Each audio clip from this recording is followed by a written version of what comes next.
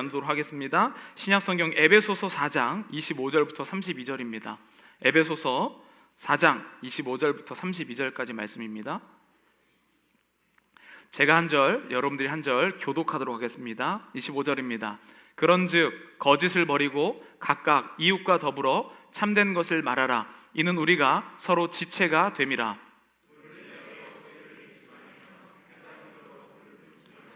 마귀에게 틈을 주지 말라.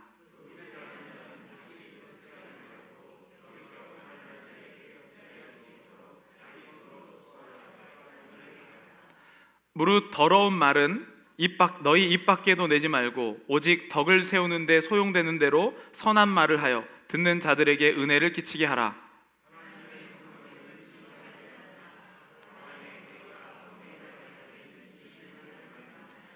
너희는 모든 악독과 노함과 분냄과 떠드는 것과 비방하는 것을 모든 악의와 함께 버리고 서로 친절하게 하며 불쌍히 여기며 서로 용서하기를 하나님이 그리스도 안에서 너희를 용서하심과 같이 하라. 아멘. 오늘 제목이 좀 긴데요, 네가 말한 대로 만들어줄까? 라는 제목을 가지고 에베소서 4장 25절부터 32절까지 말씀 함께 나누고자 합니다. 여러분들 교회 오실 때 어떤 마음으로 오셨는지 모르겠습니다. 교회 올 때 어떤 사람은 예전부터 교회에 다녔으니까 의무감으로 오시는 분도 계실 테고, 어떤 분은 예전엔 교회 안 다니시다가 정말 하나님 복 받고 싶어서 오신 분도 계실 겁니다. 에베소서 이 총 1장부터 6장까지 있는데요, 그 중에서 이 에베소서의 정말 전반적인 주제는 하나님의 신령한 복에 관한 것입니다. 그래서 그 하나님의 신령한 복을 어떻게 받을 것인가, 이게 바로 에베소서의 정말 중요한 주제이죠. 그래서 우리가 지금 1장부터 3장, 지금 4장을 보고 있는데요, 1장부터 3장은 그 신령한 복에 대해서 막 선포하고 이론적으로 막 가르쳐 주는 겁니다. 그래서 하나님께서 너무 우리에게 힘을 많이 주셨죠. 그리고 4장부터는 이것에 대한 실천이라고 얘기했습니다. 그런데 4장 오늘 본문에 따르면 4장 25절부터 따르면요, 그 정말로 실천적이고 구체적인데도 더 구체적입니다.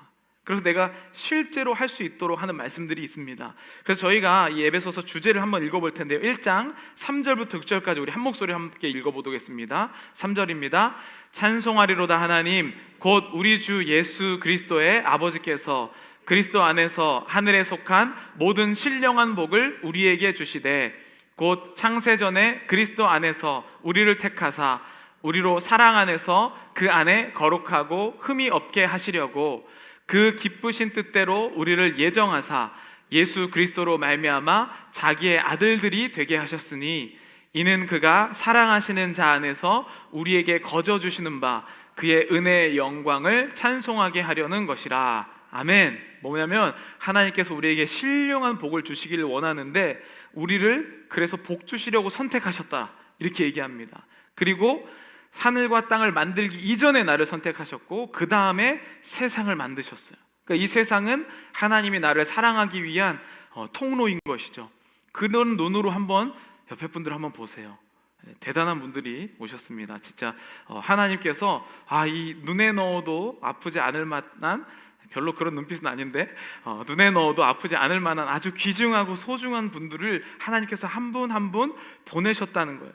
그래서 이제 너희가 죄의 아들이 아니고 내 아들, 예수의 아들, 예수의 딸이 되게 하셨다. 정말로 기쁘고 너무나도 좋은 일인데, 그래서 그 복을 우리가 누리려면 도대체 어떻게 해야 되는가, 그거에 대해서 우리가 한번 나누려고 합니다. 먼저 이 복을 우리가 누리려면 가장 중요한 첫 번째 장소를 에베소서에서는 뭐라고 얘기하냐면 교회다라고 얘기해요. 복을, 우리가 하나님의 신령한 복을 누리려면 하나님께서 구체적으로 어떻게 살아내는지 우리를 보기를 원하시는데, 그 살아낼 때에 가장 첫 번째 장소가 바로 이 교회입니다. 그래서 교회는 제가 지금 몇 주간 얘기해 드렸지만 싸울 수가 있어요. 근데 그 싸우는 것이 그 사람을 해하기 위해 싸움이 아니고 하나님의 말씀을 살아내려고 싸우는 공동체라는 겁니다. 그래서 점점 결국에는 바뀌어져 가는 것이죠. 그러면 여러분, 이러한 마음을 가지고 오늘 본문을 다시 한번 읽어보겠습니다. 하나님의 복을 받기 위해서 무엇을 해야 되는지 알려주시는데, 본문 25절부터 우리 다시 한번 함께 읽어보도록 하겠습니다. 시작. 그런즉 거짓을 버리고 각각 그 이웃과 더불어 참된 것을 말하라. 이는 우리가 서로 지체가 됨이라.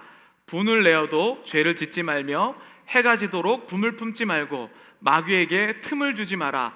도둑질하는 자는 다시 도둑질하지 말고 돌이켜 가난한 자에게 구제할 수 있도록 자기 손으로 수고하여 선한 일을 하라. 무릇 더러운 말은 너희 입 밖에도 내지 말고 선한 말을 하여 듣는 자들에게 은혜를 끼치게 하라. 하나님의 성령을 근심하게 하지 말라. 그 안에서 너희가 구원의 날까지 인치심을 받았느니라. 너희는 모든 악독과 노함과 분냄과 떠드는 것과 비방하는 것을 모든 악의와 함께 버리고 서로 친절하게 하며 불쌍히 여기며 서로 용서하기를 하나님이 그리스도 안에서 너희를 용서하심과 같이 하라. 아멘.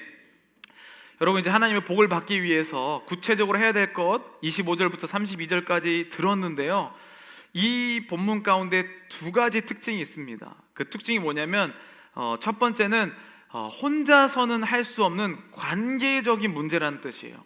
혼자서는 할 수 없는 관계적인 문제에 대해서 이야기를 합니다. 그리고 두 번째는 겉에 외면의 변화가 아니라 내면의 변화에 대해서 이야기를 하고 있어요. 분냄, 거짓, 악독, 이런 모든 것들은 혼자서는 할 수 없는 관계적인 이야기고요, 그 다음에 외적으로 내가 거짓말 안 하는 게 아니고 내면의 변화 때문에 나타나는 현상이라는 겁니다. 이 두 가지를 이 큰 틀 안에서 오늘 이 본문을 함께 보도록 하겠습니다. 이거를 모르면 교회를 몇십 년 다녀도 하나님의 신령한 복을 받지 못한다라고 오늘 성경은 말씀하는 거예요. 아무리 내가 예배를 많이 드리고 아무리 내가 개인적으로 신앙 굴에 들어가서 뭘 하든지 지금 관계적인 변화와 내면의 변화가 일어나지 못하면 하나님의 복이 내 안에 임하지 않을 수 있다라고 이제 본문은 이야기를 하는 겁니다. 그런데 보통 우리가 하나님 앞에 와서 어떻게 예배하고 기도하냐면 신령한 복을 받으려면 혼자 받을 수 없는데 하나님 저에게 복을 내려주시옵소서, 이렇게 기도해요. 그러니까 이 복이 관계적인 문제인데 관계적으로 내가 기도하지 않으니까 복이 임하지 않는 것이죠. 그리고 하나님께서는 나를 내면을, 내 속사람이 변하기를 원하시는데 하나님 제가 더 열심히 사역하게 해주세요, 이렇게 외면을 위해서 기도할 때 또 신령한 복이 이르지 못합니다. 그래서 여러분, 교회에 오래 다니는데 복 받지 못하고 항상 불평불만하고 비난하고 이런 사람들의 특징을 보면요, 외면이 많이 변한 사람이에요. 착해졌다, 이런 부분들이요. 그리고 또 하나는 관계적인 문제는 해결이 안 된 사람들이에요. 여전히 누군가와는 문제가 일어납니다. 여전히 싫은 사람은 싫어요. 교회에서도 30년, 40년, 50년 정말 많은 시간을 다녀도 하나님의 복을 받지 못한 사람은 관계적인 문제가 끝까지 일어납니다. 그래서 오늘 이 본문을 보면서 우리가 도대체 그 하나님께서 주시려고 하는 창세전부터 나를 먼저 선택하시고 주고자 하는 그 복이 오늘 이 본문에 나와 있다는 겁니다. 그래서 첫 번째 내용을 한번 이게 나눠보겠습니다. 관계적인 변화가 일어나야 복을 받을 수 있다. 따라해 보겠습니다. 관계적인 변화가 일어나야 복을 받을 수 있다. 관계적인 변화가 일어나야 복을 받을 수 있다. 네, 여러분, 왜냐하면 하나님의 말씀이 내한테 임하시면 겉으로 드러날 수밖에 없어요. 자, 첫 번째로 여기서 다룬 게 거짓입니다. 거짓. 자, 여러분, 거짓을 혼자서 할 수 있을까요? 어떻게 생각하십니까? 거짓은 혼자서 할 수 있는 게 아니에요. 상대방이 있기 때문에 거짓이 있는 겁니다. 나 혼자 사는 세상에는 거짓이라는 것이 필요도 없고 하지도 않습니다. 화를 내는 것도 마찬가지예요.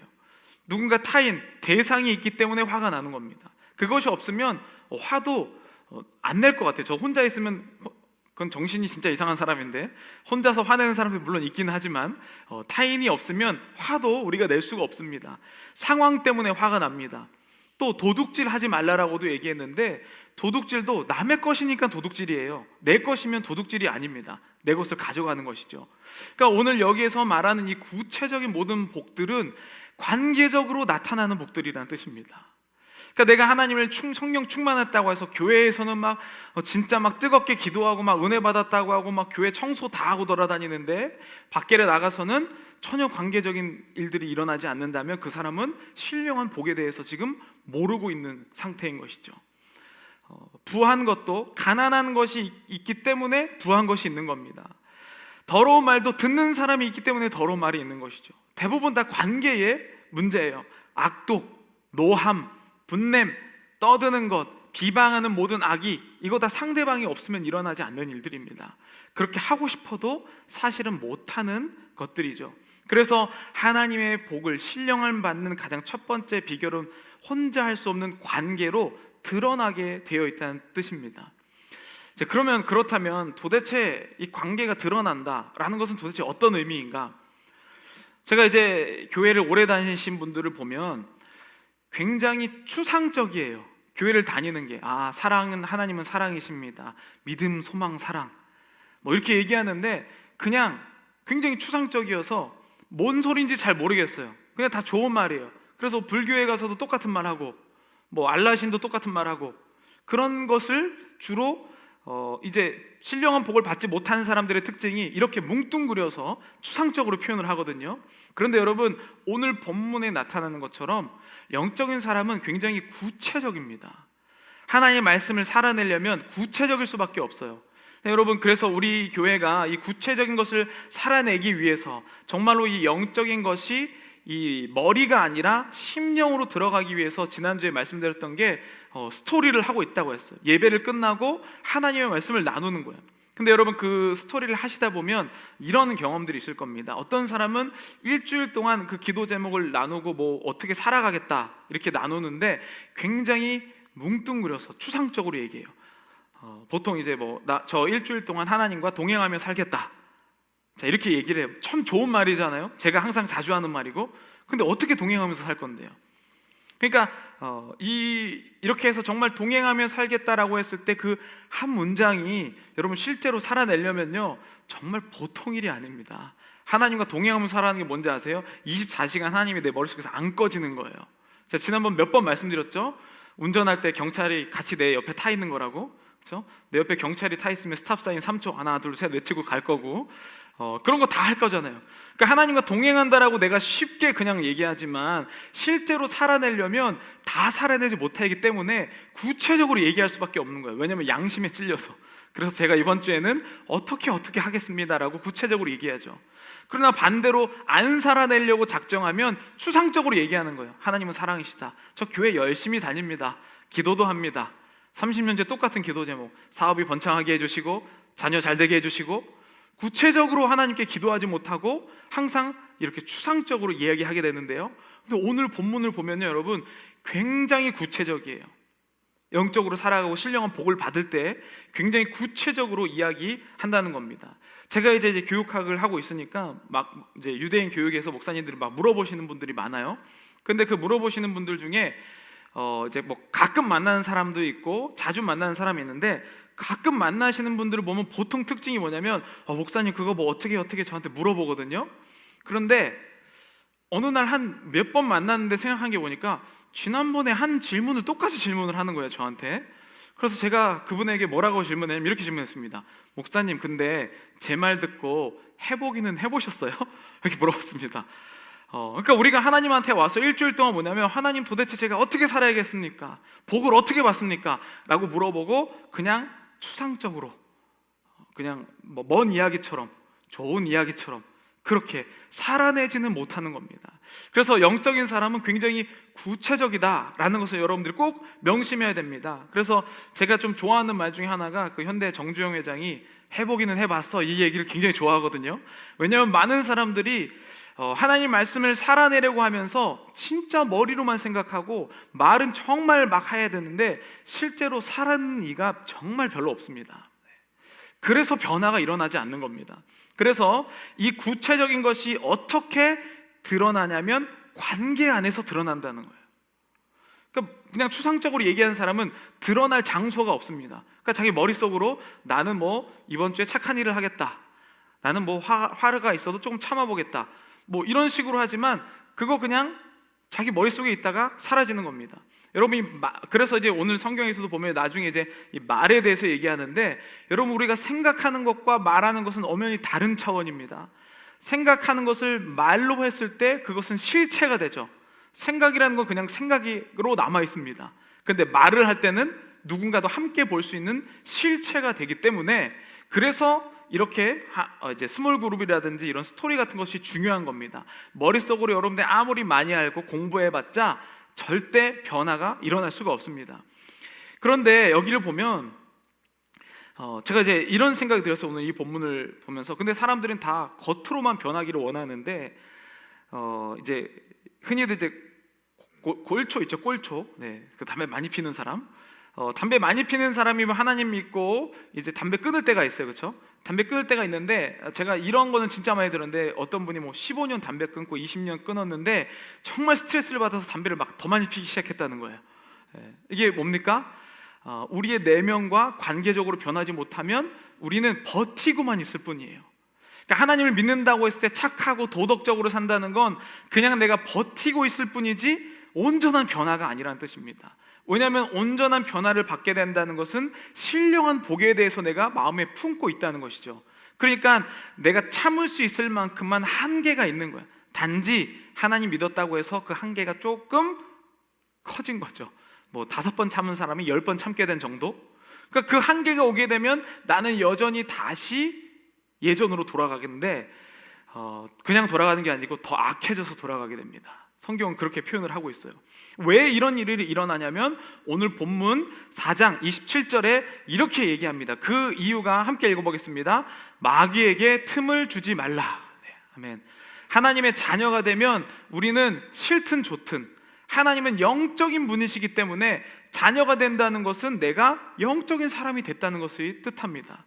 근데 마귀는, 사탄은 내가 영적으로 하나님의 자녀로 살아가는 것을 그냥 두고 볼 수가 없어요.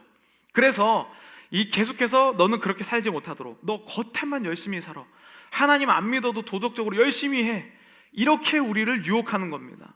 그래서 우리가 이것을 관계적으로 살아내지 못하도록 너만 열심히 하면 되지 남들이 뭔 상관이야, 너의 신앙생활만 열심히 하면 되지 뭐 교회가 타락하든 만들지 너희 무슨 상관이냐. 제가 딱 그랬거든요. 그래서 제가 이제 교회가 타락했다고 느꼈을 때 가장 먼저 들었던 생각이 뭐냐면 교회로부터 도망가야겠다. 저렇게 안 좋은 사람들이 있는데 내가 혹시라도 안 좋은 영향력 받으면 어떡해. 나 보호하고 나 살려면 이런 막말하고 이런 사람들 끝에 내가 도망가야죠. 근데 하나님의 그 신령한 복을 구하게 되면서 뭐라고 생각합니까? 하나님의 복이 나에게 임하시면 관계적으로 임하는데 그 관계가 실제로 첫 번째 행해진 장소가 교회이기 때문에 교회는 도망가는 곳이 아니라 살려야 되는 장소로 제 마음이 바뀐 거예요. 왜냐하면 마귀는 우리가 도망가도록 원하거든요. 그래서 요즘에 이제 요즘에 이제 이런 얘기가 있어요. 여러분, 그 신앙에 주캐와 부캐가 있습니다. 주 캐릭터, 메인 캐릭터랑 서브 캐릭터 얘기하는 건데, 이제 코비드 전에 어쩔 수 없이 다녔던 교회는 다녀요. 근데 집에 가서 서브 캐릭터는 이제 더 좋은 목사님 말씀 듣고 그렇게 하면서 실제로 이제 마음은 서브 캐릭터에 가 있는 거예요. 이렇게 이제 우리가 살고 있단 말이죠. 근데 여러분, 사탄은요 이런 모든 우리의 마음을 이용하기 시작한다는 거죠. 그래서 내가 영적인 존재이면 그 존재를 자꾸 틈타서 하나님은 넌 열심히 믿는 거라고 생각해. 하지만 하나님과는 멀어지는 마음의 멀어짐을 경험하게 됩니다. 그래서 여러분들이 보시는 현상이 그렇게 교회 오래 다니고 뭐 모태신앙이고 목사님 아들이고 뭐 장로님, 선교사님 아들, 딸, 뭐 직분이 뭐 목사님, 뭐 장로님, 권사님인데 30년, 40년 믿어도 그 사람이 겉으로만 거룩하게 보이고 내면은 전혀 변하지 않는 모습을 우리가 목격하게 되는 것이죠. 그 가장 기초가 무엇이냐? 바로 신령한 복에 대해서 구하지 않기 때문입니다. 그래서 관계적으로 반드시 나타난다는 겁니다. 그러면 도대체 이 구체적으로 할 때 첫 번째 이 성경에서 25절에 거짓을 버리라 라고 표현을 합니다. 그런데 이 말씀 한번 보시면요, 그런즉 거짓을 버리고 각각 그 이웃과 더불어 참된 것을 말하라, 이는 우리가 서로 지체가 됨이라 라고 표현을 해요. 근데 여러분, 이 거짓이라는 것을 얘기할 때 아까 상대방이 있기 때문에 거짓이 있다고 했습니다. 그런데 이 거짓이 어떻게 표현이 되나요? 말로써 거짓이 표현됩니다. 그래서 거짓된 것을 버리고 참된 것을 말하라 라고 이야기하고, 그래서 사람에게는 말이 정말로 중요합니다. 만약에 여러분, 사람이 지금 제가 이 모습으로 똑같이 태어났는데 세상에 아무도 없으면, 성대도 그대로 있고 목도 있고 입도 있고 다 있는데 이 세상에 나 혼자라면 아마도 사람은 말이 태화돼서 안 하고 말 겁니다. 목이 있어도, 성대가 있어도. 그러니까 상대가 있으니까 우리에게 말이 있는 겁니다. 그래서 이 말은 관계를 포함하는 단어예요. 반드시. 나는 혼잣말한다고 하고 나는 말을 아무것도 아니라고 생각하지만 이 성경에서 말하는 이 말은 상대방을 포함한 것을 반드시 포함합니다. 이야기를 합니다. 그래서 요한복음에 보면 예수님이 말씀이 육신이 되어 오였다고 표현을 해요. 하나님이 천지를 창조하실 때 뭘로 창조하셨습니까? 말씀으로 창조하셨어요. 그만큼 우리의 말이 중요하다라고 생각합니다. 그래서 내 내면 안에 말을 할 때 거짓으로 내 안에 내면에 차게 됩니다. 거짓이 말을 할 때, 관계적으로 거짓을 할 때 내 마음속에 거짓이 자꾸 채워지게 되는 것이죠. 그래서 제가 지난주에 말씀드렸잖아요. 건강하게 살려면 건강한 음식을 먹어야 된다, 이렇게 말씀을 드렸습니다. 그래서 저도 일주일 동안 건강하게 살려고 음식을 먹으려고 많이 노력했어요. 제가 그 정크푸드를 정말 좋아하거든요. 밤이 되면 과자를 먹고 싶어 하고, 뭐 이렇게 라면도 인스턴트 식품 좋아하고. 근데 안 먹은 지 한 진짜 꽤 된 거, 한 2주는 됐어요. 왜냐하면 지난주 말씀을 준비하면서 양심상 먹을 수가 없는 거예요. 네. 여러분, 말씀을 살아낸다는 게 이런 겁니다. 내가 말로 내뱉으면 어쩔 수 없이 이것을 살아낸 거예요. 그래서 제가 그 지난주 설교를 하기 이전까지 집에서는 제가 약간 이상하다고 생각했을 거예요. 왜 자꾸 이런 음식을 안 먹지? 근데 제가 이래서 설교 들어보면 알아 이렇게 얘기했는데, 설교를 하고 나서도 내가 건강한 음식을 먹으면 건강한 사람이 된다고 얘기해놓고 나는 또 거짓을 이야기하면서 거짓을 먹으면서 내가 신령한 복을 받는다고 이야기하는 것은 너무 앞뒤가 맞지 않고 위선적이라는 겁니다. 그래서 바울은 참된 것을 말해라. 네, 관계적인 문제이면서 결국엔 이것은 내면적인 문제인 것이죠. 그래서 두 번째는 외면의 변화가 아니라 내면의 변화다. 따라하겠습니다. 외면의 변화가 아니라 내면의 변화다. 네. 외면만 변하면 어떻게 된다고요? 참고 연기하게 됩니다. 내면이 변하게 되면 처음엔 좀 거칠 수 있지만 꾸준하게 발전되기 시작합니다. 오늘날 여러분 성도님들 가운데 외면이 아니고 거룩한 척하면서 사는 게 아니라 내면이 변해서 성령으로 가득 찬 여러분 되시기를 간절히 축복합니다. 그것에 대한 아주 중요한 예가 26절에 나와요. 26절에 우리 한번 읽어보도록 하겠습니다. 분을 내어도 죄를 짓지 말며 해가 지도록 분을 품지 말고. 아멘. 성경에 보면 이렇게 표현하죠. 분을 내지 말라, 이렇게 표현하지 않습니다. 분, 화. 근데 어떻게 보면 우리 기독교인이 실망감, 그 다음에 뭐 외로움, 분, 그 다음에 뭐 걱정, 이런 거 하나님의 뜻이 아니니까 아무것도 하지 말라라, 이렇게 얘기해요. 근데 여러분, 하나님이 그러면 필요 없는 것을 우리에게 만드신 것이 아니라는 뜻입니다. 걱정과 외로움과 분함, 이런 것이 있어야 사람은 더 건강해질 수 있어요. 다만 오늘 본문에 보면 그 분이 품지 말라라고 얘기합니다. 외로움이 나를 품지 않을 수 있도록, 하나님이 만드신 그 감정이 아주 잘못되고 왜곡된 것이 아니라 그것을 내 안에 품어서 나를 지배하게 만드는 게 죄다라고 표현을 합니다. 분을 내지 말라는 것이 아니라 분을 내되 해가 지도록 분을 품지 말자. 그래서 이 분을 저녁 끝까지 가지고 있고, 심지어는 다음날까지 이제 여러분 마음속에 분이 있잖아요. 아침에 일어났는데 어제 분이 삭히지 않아. 그럼 여러분 그 하루도 또 분이 삭히지 않아 또 살게 됩니다. 이 분을 자주 먹으면 어떻게 될 것 같습니까? 내가 어떤 사람이 될까요? 분한 사람. 그래서 어떤 사람 보면요, 항상 분해, 항상 분해서 살아가는데 그게 분이 자기를 품어서 자기가 분이 된 겁니다. 관계적이면서 내면적인 문제죠. 그래서 하나님께서는요, 어떤 경우든지 많은 사람들이 이렇게 레코멘데이션을 해요. 하루를 넘지 마라. 해가 지기 전에 그 분을 화해하든지 그 분을 삭히도록 해결하도록 하라 라고 얘기합니다. 안 그러면 결국 그 분이 나를 채우게 돼요. 여러분, 지금 내가 평소엔 그러지 않았는데 자꾸 가는 것은요, 그 마음이 나를 점점 채워가고 있기 때문입니다. 그래서 하나님께서는 우리에게 무엇을 주셨냐면 잠을 주신 겁니다. 잠을 주신 이유가 있어요. 여러분, 의학적으로 잠에 밝혀진 능력이 있는데, 제가 예전에 그 단어 외울 때 많이 사용한 건데, 자기 전 바로 외운 단어는 굉장히 기억력이 높게 됩니다. 그래서 2012년에 노트르담 대학 연구원에서 연구를 했는데요. 하루에 최소 6시간 이상 자는 사람 208명을 대상으로 실험을 해요. 그래서 두 단어로 이루어진 그 단어를 외우게 하고 이게 외우자마자 30분 뒤에 바로 보는 것, 그리고 잠을 자고 12시간 이후에 실험한 것, 잠을 자고 24시간 이후 실험한 것 해갖고 누가 더 많이 외우나라고 봤는데 정말로 많이 차이가 나도록 잠을 자고 외운 12시간 후에 24시간 후에 사람들이 암기력이 훨씬 높았어요. 그래서 이 노트르담대 심리학과 제시카 페인 교수가 이렇게 얘기했어요. 뭔가 새로운 것을 배운 지 얼마 지나지 않아 잠을 자면 그 내용을 더 잘 기억한다는 것이 드러났다, 이렇게 얘기를 했습니다. 하나님께서 우리에게 잠을 주신 이유가 있어요. 왜냐하면 잠을 자면서 우리는 회복이 일어납니다.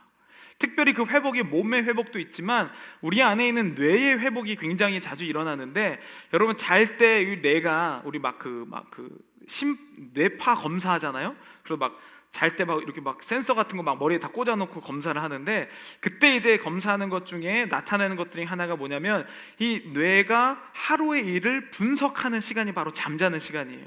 우리가 깨어 있으면 그럴 시간이 많이 주어지지 않습니다. 그래서 잠을 자게 되고 깊은 잠에 빠지게 되면 나의 뇌가 나를 위해서 일하는 시간이에요.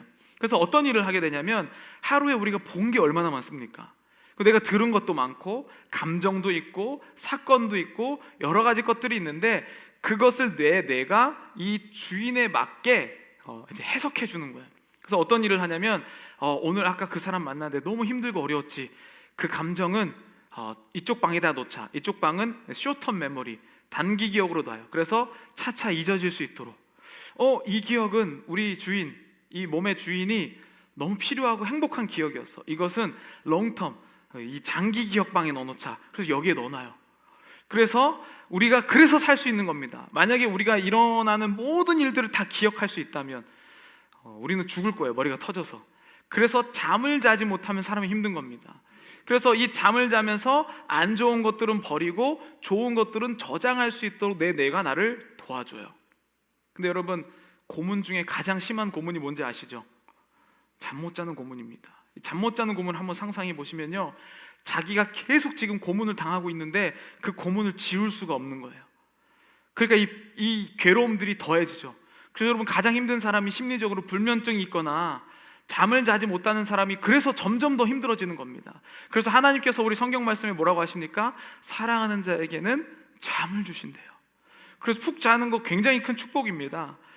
이렇듯 뭐냐면 결국에 신령한 복을 누리는 자는 그 내면이 하나님의 것으로 가득 차게 되고, 그 내면에 가득 찬 것이 흘러서 관계의 문제로 보이기 시작한다는 겁니다. 이게 바로 신령한 복을 나타내는 사람들이에요. 그래서 보면요, 관계와 내면의 이 두 가지의 변화를 담는 아주 중요한 요소가 있습니다. 잊어서는 안 되고 우리가 이것만 하더라도 사실 크게 변할 수 있는데, 그게 바로 그릇이 바로 말입니다. 말. 29절 우리 함께 읽어보도록 하겠습니다. 4장 29절 말씀입니다. 함께 읽겠습니다. 무릇 더러운 말은 선한 말을 하여 듣는 자들에게 은혜를 끼치게 하라. 아멘. 그냥 말을 뭐 하라, 멈추라 이런 부분이 아니고, 여기에 보면 좀 적극적으로 말에 대해서 표현을 하고 있습니다. 더러운 말을 입 밖에도 내지 말고 덕을 세우는 데 필요한 선한 말만 하래요. 이거는 좀 너무 심한 거 아닙니까? 하나님이 아까는 뭐라 그랬죠? 아까는 분도 낸다고 하면서 이제는 더러운 말을 입 밖에도 내지 말래요. 이거 좀 앞뒤가 안 맞는 거 아닙니까? 근데 거기에는 이유가 있고요. 그리고 그냥 더러운 말을 입 밖에도 내지 말라 수준이 아니고 훨씬 더 적극적이어서 관계 안에서 상대방의 선한 말을 듣는 자들에게 은혜를 끼치는 말까지 하라고 이야기합니다. 이거는 엄청나게 적극적인 겁니다. 이유가 있어요. 우리가 이제 잠을 자면서 누군가에게 안 좋은 소리를 듣거나 어려운 일이 있어서 그거를 지워버리는 그 시간이 있는데, 결국에 이제 그런 모든 과정들의 가장 이 첫 단추는 뭐냐면요, 결국엔 인식하는 나거든요. 여러분, 만약에 내가 말을 하잖아요. 제가 예를 들어서 축복합니다 라고 이렇게 얘기를 하면 누가 가장 먼저 듣고 있나요? 나예요. 그 가장 가까운 귀를 내 귀죠. 입이 여기 있으니까 내가 가장 많이 듣는 거예요. 그러니까 내가 더러운 말을 하거나 내가 더러운 것을 한다는 건 결국 저주하고 비난하고 불평하고 불만하고 원망하는 것은 내가 다른 사람에게 하는 것 같지만 그것은 결국엔 내가 가장 많이 듣고 내가 가장 많이 이제 내 마음을 채우는 단어들로 변하기 시작합니다. 그래서 더러운 말을 입 밖에 꺼낸다는 것은 내 안이 가장 먼저 더러움으로 채워지기 시작하는 거예요. 그래서 내가 선하고 은혜를 끼치는 행동을 할수록 더 이상 더러운 말이 점점 나오지 않게 됩니다. 왜냐하면 선한 것을 먹으면 선한 것이 나오기 때문에 내가 선한 말을 할 때에 나의 마음이 선한 것으로 가득 차기 시작합니다. 그런데 이것을 말은 아까 관계적인 용어라고 했기 때문에 상대방이 있을 때 이것이 또 드러나요. 그러니까 결국엔 또 신령한 방법은 뭡니까? 관계적이고 내면의 변화, 내가 품은 것이 밖으로 나오게 된다고 합니다.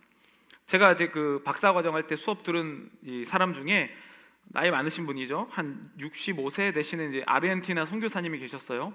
그 선교사님이 제가 이제 담임 목회를 한다고 하니까 이제 카톡이 왔어요. 아르헨티나에서. 근데 그분이 뭐라고 하셨냐면 이 카톡이 이렇게 썼어요. 목사님 잘하고 계시죠? 기도로 응원합니다. 목사님 목회 잘하실 거예요. 목사님 속에는 부드러움과 강함이 동시에 있는 것 같아요. 이렇게 얘기하는 겁니다. 부드러움과 강함이 동시에 있대요. 이게 무슨 말인지 저는 한창 생각했지만 좋은 말이다 이렇게 생각을 하고 어떻게 보면 제가 이 말을 듣고 내 안에 부드러움과 강함이 있나? 그래서 내가 부드러워야 될 때는 한없이 부드러워야 된다라고 생각을 했고 또 제가 리더로서 강하게 결정해야 될 때는 강해야 된다라고 이렇게 생각한 것 같습니다. 한 사람의 말이 저를 좌지우지하게 된 것이죠. 이것처럼 누군가를 우리가 적극적으로 남을 세울 때에 나의 신령한 복이 쌓이고 변하기 시작하는 겁니다. 보통 우리가 아까 제가 반대로 말씀드렸죠. 이 관계의 복이 아니라 나만의 복, 내면의 변화가 아니라 외면의 변화 이렇게 얘기했을 때는 이런 말을 할 필요가 없어요. 예전에 그 시험 볼 때 얄미운 친구 있지 않습니까? 선생님 뭐라고 하면 잘못 들었어 그럼 자기만 막 이렇게 적고 막 안 보여주고 이런 친구들 우리가 복을 이렇게 지금 하나님 복 생각하고 있는 것 같아요. 누군가에게 복이 뭡니까? 라고 물어보면 설교 시간 잘 듣지? 막 이렇게 얘기하는 것 같은데 하나님께서 주신 복은 결국에는 내가 물어보면 다 얘기해 줄 수 있고 관계적이고 또 내면의 변화가 일어난다는 것을 또 이야기를 해주고 있습니다. 그래서 많은 사람들이 하나님을 믿고 복받고 싶고 변화받기를 원하는데 되지 못하는 이유가 바로 이 두 가지를 이해하지 못하기 때문입니다. 저는 오늘 여러분들 가운데 이 두 가지 관계적이며 내면적인 변화가 일어난 여러분 되시길 간절히 축복합니다. 그래서 누군가에 대해 이제 우스갯소리로 천국에 대해서 이렇게 얘기했잖아요. 천국이랑 지옥이 똑같은데 사람들이 팔이 이렇게 다 펼쳐져 있다고 얘기 다 들어보셨죠? 그래서 밥 먹을 때 지옥 사람들은 자기가 먹으려고 해서 영원히 먹을 수 없고 천국 사람들은 이걸 퍼서 남에 먹여줄 수 있어 그래서 천국이다 뭐 이렇게 그런 우스갯 얘기를 했는데 약간 비슷한 느낌인 것 같아요. 복도 내가 받으려고 하면 복이 없고요 내가 다른 사람에게 주려고 할 때 그때 복이 일어난다 라고 성경이 얘기합니다. 그것이 바로 가장 기초적으로 말을 통하여 나타난다라고 얘기합니다. 제가 마지막 이야기를 하고 말씀을 마치도록 합니다. 여러분들이 그 이성미 집사님 아세요? 그 코미디언 옛날에 많이 나오고 요즘에는 사실은 이제 그렇게 방송을 활발하게 하지 않아요. 코미디언도 안 하고 그분에 대해서 이제 신문이 나왔어요. 이렇게 얘기합니다. 잘 나가는 코미디언으로 방송가를 종횡무진하던 지난날 이성미 집사는 돌연 캐나다행을 결심한다. 이해할 수 없는 일이었다. 그녀를 알던 모든 이들이 그 마음을 돌리려 했다. 그러나 소용이 없었다. 이미 마음을 굳힌 그녀에겐 그 누구의 말도 들리지 않았다. 모두가 알듯 이성미 집사는 아이들을 데리고 캐나다로 떠났다. 아무도 알지 못했다. 그녀가 왜 도망치듯 캐나다로 떠날 수밖에 없었는지. 다들 아이들 교육 때문이라 생각했다. 하지만 그녀 마음엔 상처가 있었다. 카메라 앞에서 남을 웃겨야 하는 직업, 마음은 울어도 얼굴은 늘 웃어야 했다. 카메라를 떠나서도 사람들은 그녀에게 웃음만을 원했다. 그런 그들에게 나 웃긴 사람 아니라고, 나도 진지한 사람이라 말하면 그때마다 사람들은 실망한 표정을 지었다. 이것이 상처가 되고 그녀의 얼굴에서 웃음을 빼앗았다. 때마침 의지했던 아버지까지 세상을 떠나자 더 이상 그녀가 한국에 머물 이유는 없었다. 그렇게 시작된 캐나다 생활, 그녀는 새로운 인생을 꿈꿨다. 더는 남들이 웃겨야 한다는 강박에 시달리지 않아도 됐다. 그런데 또 다른 문제를 만났다. 언제까지 아이인 줄만 알았던 아들, 그 아들과 싸움이 시작됐다. 컴퓨터 게임에만 매달리고 학교는 뒷전인 아들을 그녀는 이해할 수 없었다. 그렇게 자꾸 어긋나기만 하는 아들, 그녀는 속상한 마음에 조금씩 거친 말을 하기 시작했다. 분노와 상처, 그 모든 아픔들이 그녀는 아들에게 토해냈다. 이러면 안 되는 줄 알면서도 마치 무뎌진 감각처럼 시간이 흐를수록 그녀의 입은 더 거칠어졌다. 여러분, 이성미라는 이분 여러분 잘 아시죠? 개그맨이기 때문에 개인적인 장소로만 가도 웃겨야 된다는 그 마음의 고통 때문에 결국에는 외면의 변화를 꿈꾸고 캐나다를 갔지만 아무런 일도 일어나지 않습니다. 오히려 다른 문제가 자기에게 또 나타나기 시작합니다. 내면의 변화는 그래서 외면을 고치는 것으로 해결될 수가 없어요. 내가 조금 착한 사람처럼 사람들이 본다고 우리 절대 변하는 건 아닙니다. 그러면서 이 이성미라는 사람이 정말 새로운 희망을 갖고 간 그곳에서 또 다른 쪽으로 새로운 문제가 터지고 말았어요. 계속해서 제가 읽어드리겠습니다. 찬양팀 나오시고요. 우리 찬양하겠습니다. 2002년 9월 한국을 떠날 때 이 집사는 43, 큰 아들은 13, 둘째 딸은 5살이었다. 막내 딸은 태어난 지 14개월, 낯선 곳에서 가족은 힘들었다. 특히 아들은 심하게 사춘기를 보냈다. 학교 수업에 빠진 아들 뒤통수에 대고 이 집사는 험한 말을 쏟아냈다. 너 때문에 내가 창피해서 못 살겠다. 넌 뭐가 되려고 하냐 미친놈아. 날 샜다 이 쓰레기 같은 놈. 순간 가슴이 쿵 하고 내려앉았다.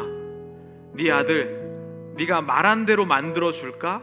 하나님의 음성이었다. 하나님 안 돼요 라고 얼마나 울부짖었는지 모른다. 이게 오늘 설교 제목이에요. 여러분, 네가 말한 대로 만들어줄까? 여러분, 만약에 우리가 말한 대로 하나님이 날 만들어주시면 난 어떤 사람이 되어 있을까요? 나의 내면은 어떤 내면을 갖고 있어서 어떠한 말이 나에게 나옵니까? 17년간 아들에게 쏟아냈던 욕이 입에서 완전히 떠나고 학교에서 폭력 사건에 휘둘린 아들을 보면서 그는 그동안의 잘못을 빌었다. 아들 앞에서 무릎을 꿇었다. 엄마를 용서해라. 다 엄마 탓이야 라며 진심으로 사과했다. 아들은 참았던 울분을 토해내고 둘은 부둥켜 안고 꺼이꺼이 울었다. 새벽 기도를 드리러 가는 엄마를 따라 아들이 나섰다. 말씀과 기도에 집중하는 삶으로 변했다. 이 집사에는 아들에게 다른 말 안 하고 그저 기다려졌다. 여러분, 오늘 정말 하나님이 내가 말한 대로 만들어줄까라고 물으면 난 어떤 사람이 될까요? 우리 시간 찬양하면서 기도할 때에 주님, 나의 내면을, 나의 관계를 하나님께서 채워주시옵소서. 아무것도 두려워하지 말라. 주 나의 하나님이 지켜주시네.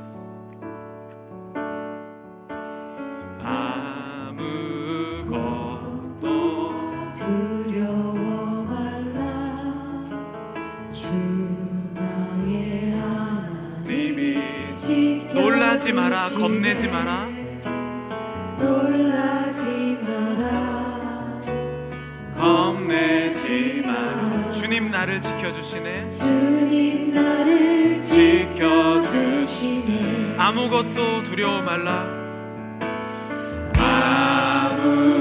아무것도 두려워 말라. 주 나의 하나님이 지켜주시네. 놀라지 마라, 겁내지 마라.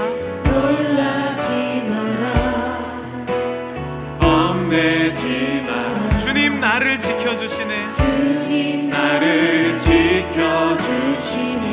내 마음이 힘에 겨워 지칠지라도, 내 마음이 힘에 겨워 지칠지라도 주님 나를 지켜주시네. 주님 나를 지켜주시네.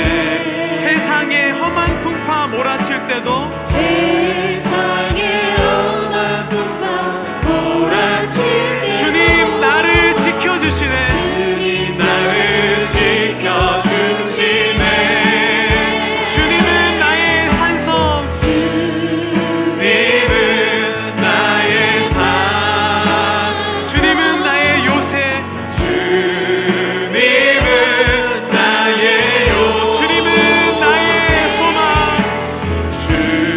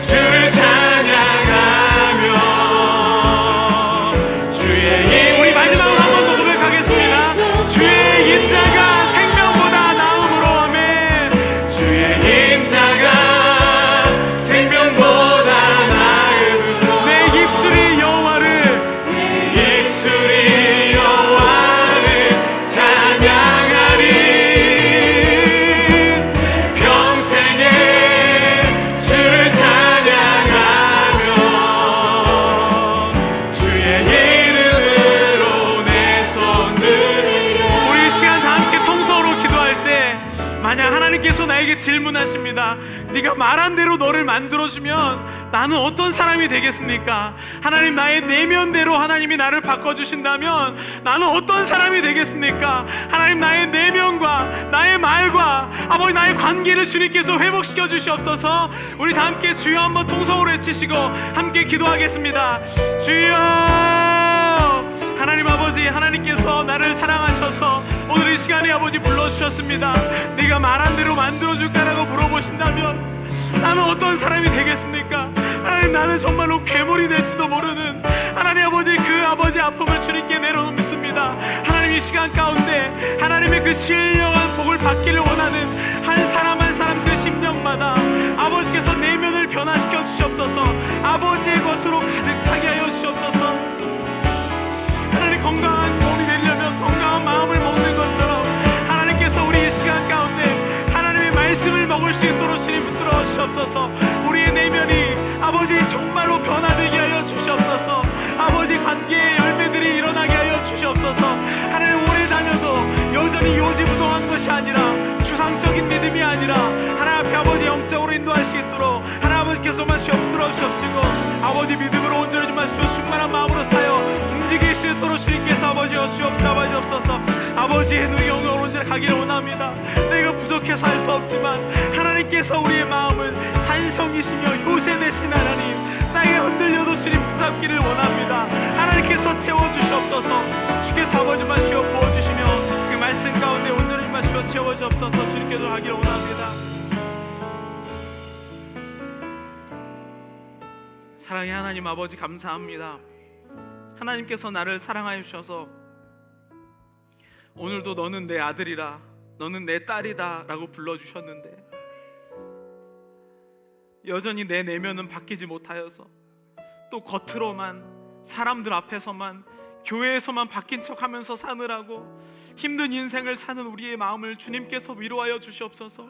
하나님, 이제 우리가 추상적으로, 상상으로 하나님을 믿지 아니하고 나의 인생에 구체적으로 하나님을 믿으면서 살아가려고 합니다. 주님, 관계의 변화들이 일어나게 하여 주시옵소서. 나의 말의 변화가 일어나게 하여 주시옵소서. 하나님, 나의 내면의 변화가 일어나게 하여 주시옵소서. 하나님, 원하지만 날마다 쓰러지는 그들에게 내가 너의 산성이며 내가 너의 요새이며 내가 너의 소망이다라고 말씀하신 하나님, 우리가 그 말씀 붙잡고 나아갈 때 하나님께서 확신할 수 있도록 우리의 연약한 마음들이 볼 수 있도록 관계의 변화들을 회복시켜 주시옵소서. 주님, 연약하기 때문에 주님을 부를 수밖에 없는 우리를 하나님, 내가 인정하고 주님 앞에 갑니다. 이번 한 주간 또 그리고 스토리 가운데 하나님 축복하여 주셔서 말씀을 나누는 역사들이 회복되게 하여 주시옵소서.